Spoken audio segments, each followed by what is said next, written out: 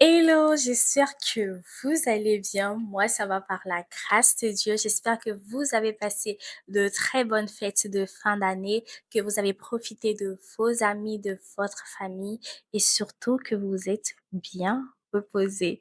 Je vous souhaite une excellente année 2026. Je nous souhaite de demeurer attachés à Dieu tout au long de cette année, d'expérimenter une intimité plus avec le Saint-Esprit, qu'aucun jour de 2026 ne nous trouve loin de la présence de Dieu. Encore une fois, excellente année 2026.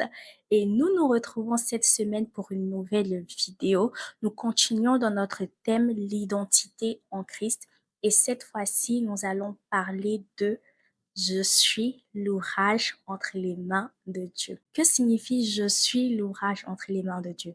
Être l'ouvrage entre les mains de Dieu, c'est notre vie est en train d'être bâtie par Christ. Tous les domaines de notre vie est en construction par Dieu. La Bible déclare dans le livre de Ésaïe 64 au verset 7, je le lis avec vous. Cependant, l'Éternel, c'est toi qui es notre Père. Nous sommes l'argile, tu es notre potier, nous sommes tous l'œuvre de tes mains. En ayant accepté Jésus comme Seigneur et Sauveur personnel de notre vie et en décidant de marcher en nouveauté de vie, nous sommes devenus l'œuvre entre les mains de Dieu.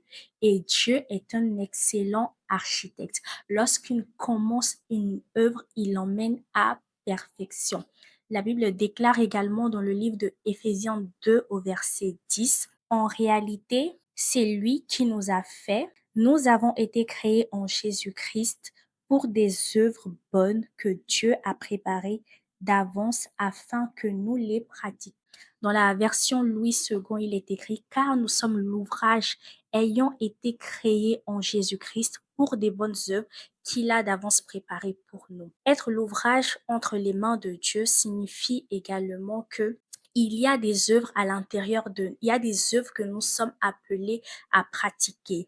Il y a des œuvres que le Père a préparées longtemps à l'avance que nous sommes amenés à pratiquer. Il y a des orphelinats qui doivent sortir de nous. Il y a des hôpitaux qui doivent sortir de nous. Il y a des projets que le Père a préparés d'avance afin que nous puissions les pratiquer. Il y a des croisades d'évangélisation que nous devons faire. Oui, parce que être l'ouvrage de Dieu, nous le voyons au travers de ce verset, c'est également pratiquer les œuvres que le Père a préparées d'avance pour nous.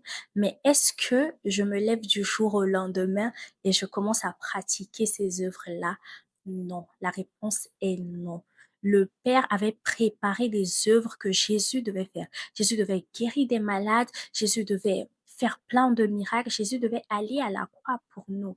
Mais tant que Jésus n'avait pas été baptisé d'Esprit Saint et conduit par le Saint-Esprit, il n'était pas encore capable de pratiquer ces bonnes œuvres-là. Et dans la Bible, nous voyons que lorsque Jésus a été baptisé d'eau, le Saint-Esprit est descendu sur lui. Il a également été baptisé d'Esprit Saint et à partir de cela, il a été conduit par ce Saint-Esprit-là et il a fait de grandes œuvres, il a fait des miracles, il a guéri des malades, il a changé l'eau en vin, il a ressuscité les morts. C'est pareil pour nous.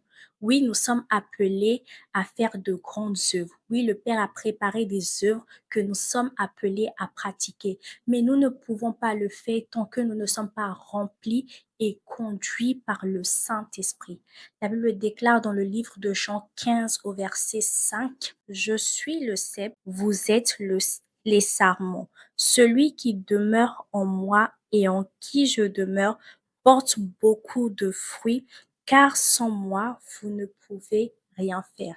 La manière dont Jésus demeure en nous, c'est par le Saint-Esprit. Et nous voyons dans ce verset-là que sans le Saint-Esprit, nous ne pouvons rien faire. Oui, nous sommes l'ouvrage entre les mains de Dieu.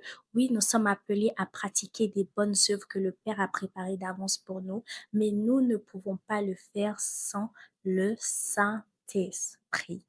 Nous arrivons à la fin de notre vidéo de la première partie du thème Je suis l'ouvrage entre les mains de Dieu.